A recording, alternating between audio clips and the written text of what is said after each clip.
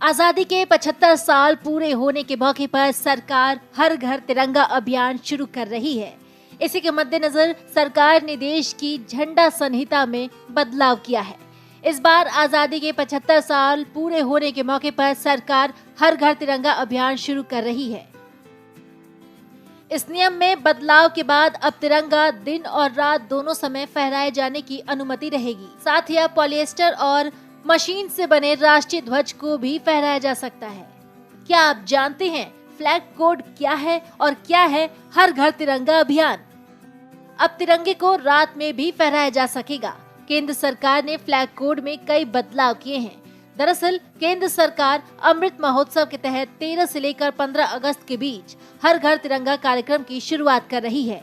इसे ध्यान में रखते हुए झंडा फहराने के नियमों में बदलाव किया गया है। जानिए क्या है झंडा फहराने के 7 नियम। झंडा फहराने से पहले आपको 7 बातों का ध्यान रखना जरूरी है। झंडे का प्रयोग व्यावसायिक उद्देश्य के लिए नहीं किया जाएगा।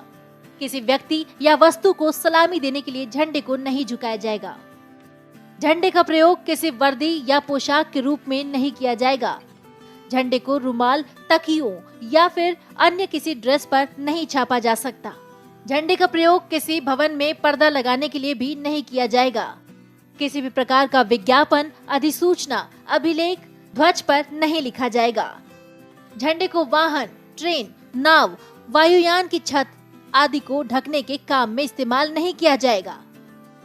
किसी दूसरे झंडे को भारतीय झंडे के बराबर की ऊंचाई या उससे ऊपर नहीं फहराया जाना चाहिए। आपको बता दें कि अब तक पॉलिएस्टर कपड़े से बने झंडे को फहराने पर पाबंदी दी गई थी, लेकिन अब नियमों में बदलाव किया गया है। नए नियमों के तहत अब राष्ट्रीय ध्वज मशीन से तैयार हुए कपास, पॉलिएस्टर, ऊनी और रेशमी राष्ट्रीय ध्वज को भी फहराया जा सकेगा। नए नियमों के तहत अब हाथ से बुने और मशीन से तैयार हुए झंडे को भी फहराया जा सकता है। पहले सूर्योदय से सूर्यास्त तक ही झंडा फहराने की परमिशन थी, लेकिन अब रात में भी झंडा फहराया जा सकेगा। नए नियमों के मुताबिक अब झंडा फहराने के लिए समय की पाबंदी नहीं है। केंद्रीय गृह के सचिव अजय भल्ला ने सभी केंद्रीय मंत्रालयों और विभागों के सचिवों को पत्र लिखकर नए फ्लैग कोड की जानकारी दी है। ये तो रहे झंडा फहराने के नए नियम।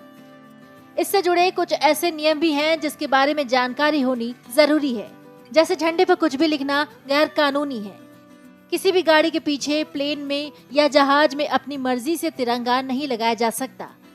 किसी सामान, बिल्डिंग वगैरह को ढकने के लिए भी इसका इस्तेमाल नहीं किया जा सकता। पुरानी गाइडलाइन के मुताबिक तिरंगे को जमीन पर नहीं छूना चाहिए। इसके अलावा तिरंगे यानी राष्ट्रीय ध्वज को किसी दूसरे झंडे से ऊंचा नहीं रखा जा सकता। तिरंगे का इस्तेमाल किसी तरह की सजावट के लिए नहीं किया जा सकता। तिरंगे का निर्माण हमेशा आयताकार होता है, जिसका अनुपात 3:2 तय है।